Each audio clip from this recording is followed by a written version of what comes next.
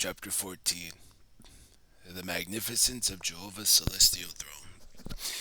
John begins to share with us further soul stirring visions. By inspiration, he is still in the Lord's day.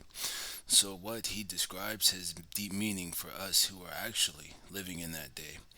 By means of these visions, Jehovah lifts the veil of invisibility on heavenly realities and gives us his own view of his judgments to be executed on earth. Moreover, whether we have a heavenly or an earthly hope, these revelations help us to see our place in Jehovah's purpose. All of us, therefore, should continue to be keenly interested in John's expression.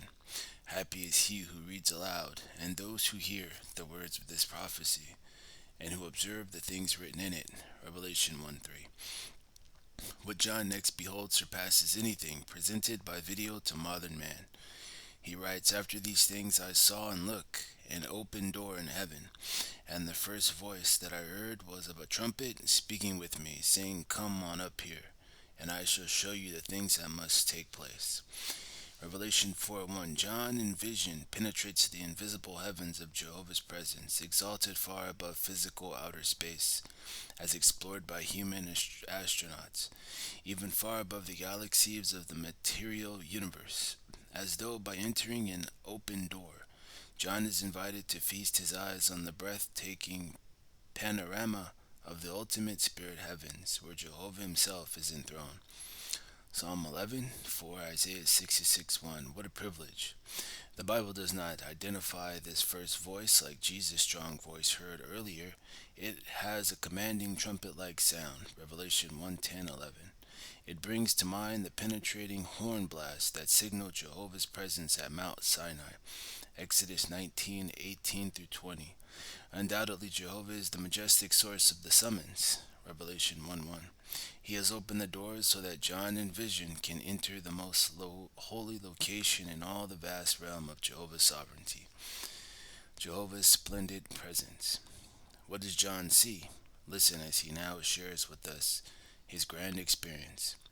"After these things I immediately came to be in the power of the Spirit, and look, a throne was in its position in heaven, and there is one seated upon the throne." Revelation 4:2.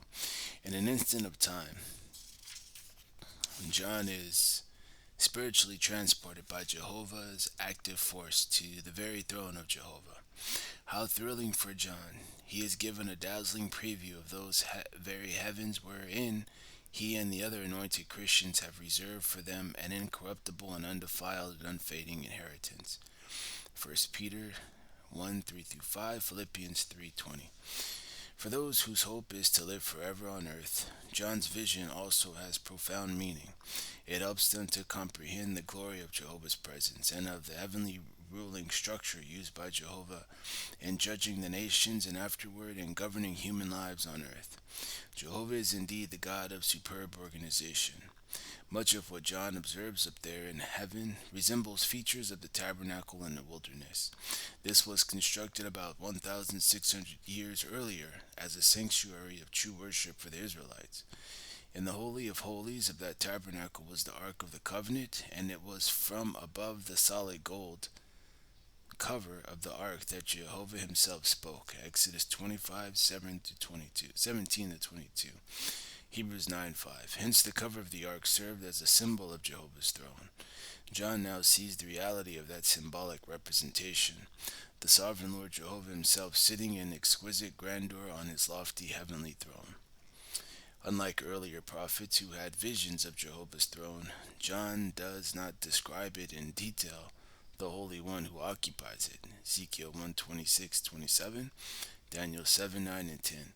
But John gives us his impression of the enthroned one in these words. "And the one seated is in appearance like a jasper stone, and a precious red colored stone. And around about the throne there is a rainbow like an emerald in appearance." Revelation 4:3. What incomparable magnificence! John perceives a serene, scintillating beauty like that of lustrous gleaming gemstones.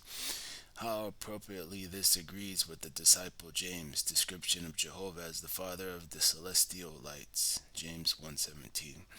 Shortly after writing Revelation, John himself stated, God is light, and there is no darkness at all in union with him. John 1 5. What a superbly glorious personage Jehovah really is. Notice what that John sees around the throne: a rainbow, colored emerald green. The Greek word here translated rainbow, iris, suggests a completely circular form. The rainbow is first mentioned in the Bible in connection with Noah's day. After the waters of the deluge subsided, Jehovah caused the rainbow to appear in the cloud, and he explained what it symbolized in these words: My rainbow I do give in the cloud, and it must serve as a sign of the covenant between me and the earth. And I shall certainly remember my covenant, which is between me and you and every living soul among all flesh. And no more will the waters become a deluge to bring all flesh to ruin. Genesis 9:13-15. What then would the heavenly vision bring to John's mind? The rainbow that he saw must have reminded him of the need for a peaceful relationship with Jehovah, such as the John class enjoys today. It would also impress him with the serenity and peace of Jehovah's presence, a serenity that will extend to all obedient humans when Jehovah spreads his tent over mankind in the new earth society. Psalm 119, 165, Philippians 4:7, Revelation 21, 1 through 4. Identifying the 24 elders. John knew that priests were appointed to serve in the ancient tabernacle, so he may have been surprised at seeing what he describes next. And around about the throne there are 24 thrones, and upon these thrones I saw seated 24 elders dressed in white outer garments, and upon their heads golden crowns. Revelation 4:4. Yes, instead of priests, there are 24 elders enthroned and crowned like rings. Who are these elders? They are none other than anointed ones of the Christian congregation, resurrected and occupying the heavenly position Jehovah promised them. How do we know that? First of all, they are wearing crowns. The Bible speaks of anointed Christians as gaining an incorruptible crown and attaining to an endless life, immortality.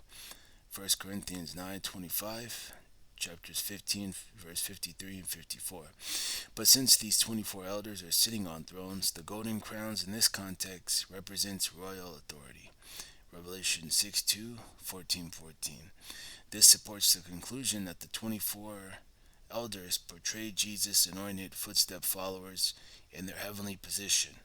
For Jesus made a covenant with them to sit on thrones in his kingdom. Luke 22:28-30.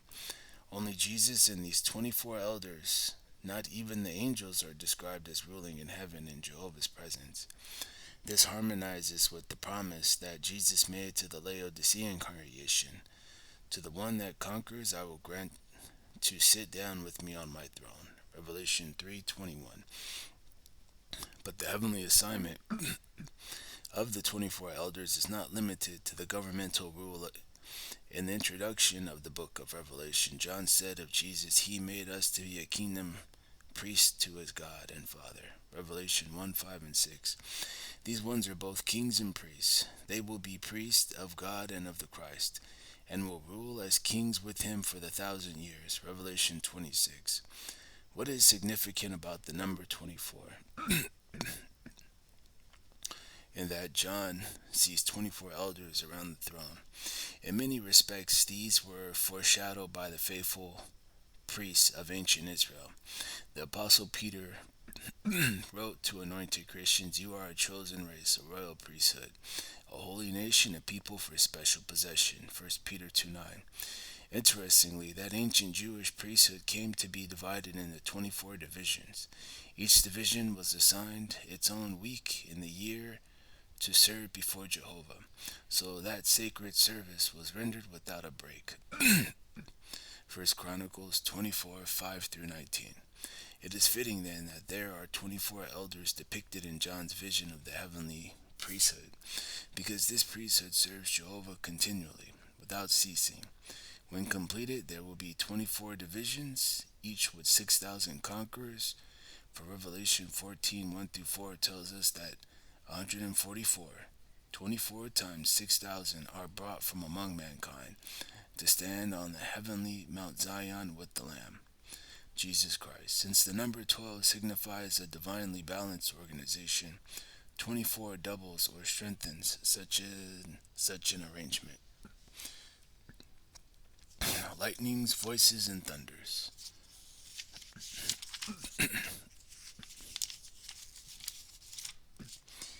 What John what does John next see and hear? And out of the throne there are proceeding lightnings and voices and thunders. Revelation 4 5a. How reminiscent of the other awesome manifestations of Jehovah's celestial power. For example, when Jehovah came down on Mount Sinai, Moses reported, on the third day, when it became morning, it came about that thunders and lightnings began occurring, and a heavy cloud upon the mountain, and a very loud sound of a horn. When the sound of the horn became continually louder and louder, Moses began to speak, and the true God began to answer him with the voice.